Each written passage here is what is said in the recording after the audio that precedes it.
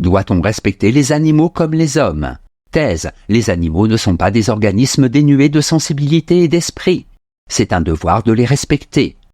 Antithèse. Les animaux sont dépourvus de conscience morale. Ils sont donc parfaitement insensibles à notre respect ou à notre manque de respect. Thèse. On doit respecter les animaux comme on respecte les hommes. En effet, les animaux sont nos frères. Comme tout ce qui vit, ils ont droit au respect. L'évolution des mœurs, dans les sociétés occidentales, conduit à accorder aux animaux de plus en plus de droits.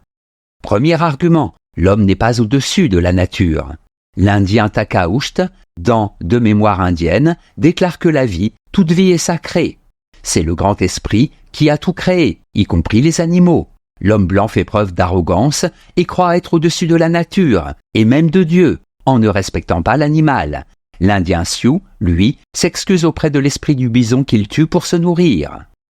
Deuxième argument, le respect de l'animal participe de la non-violence. Tout en ayant conscience que la vie nécessite la suppression d'une autre vie, Gandhi n'en condamne pas moins la négation gratuite ou pour des motifs mercantiles de la vie, que ce soit celle d'une personne ou d'un animal. Aussi s'oppose-t-il à la vivisection. Je m'indigne, écrit-il, de voir des savants infliger de mauvais traitements aux autres créatures. Tous les hommes sont frères. Troisième argument, l'homme s'identifie de plus en plus à la nature. Le philosophe contemporain, Gilles Lipovetsky, dans l'ère du vide, établit une corrélation entre l'individualisme croissant dans les sociétés occidentales et l'identification à la nature. Les écologistes reconnaissent à cette dernière des droits. Partant, les animaux, et plus particulièrement les animaux de compagnie, comme les personnes, bénéficient de plus en plus de droits.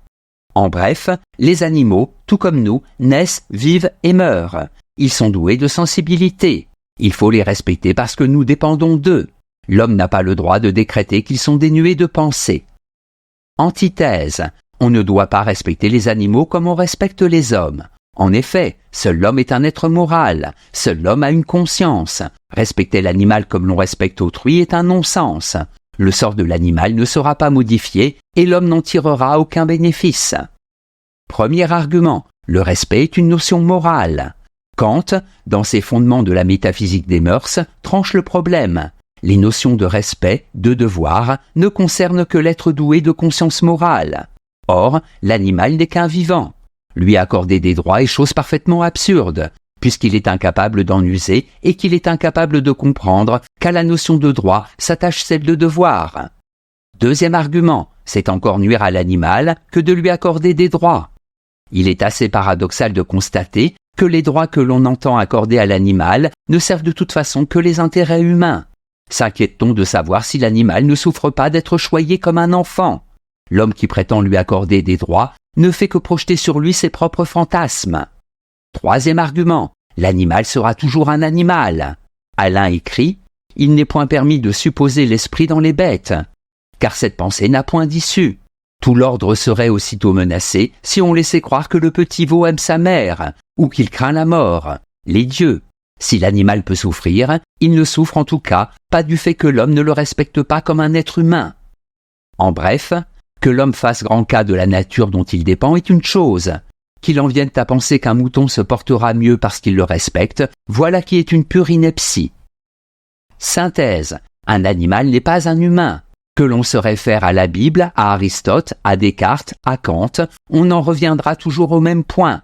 Les animaux vivent, n'ignorent pas la souffrance, aussi bien que les hommes apprennent beaucoup de l'expérience et infèrent que les mêmes événements suivront toujours des mêmes causes.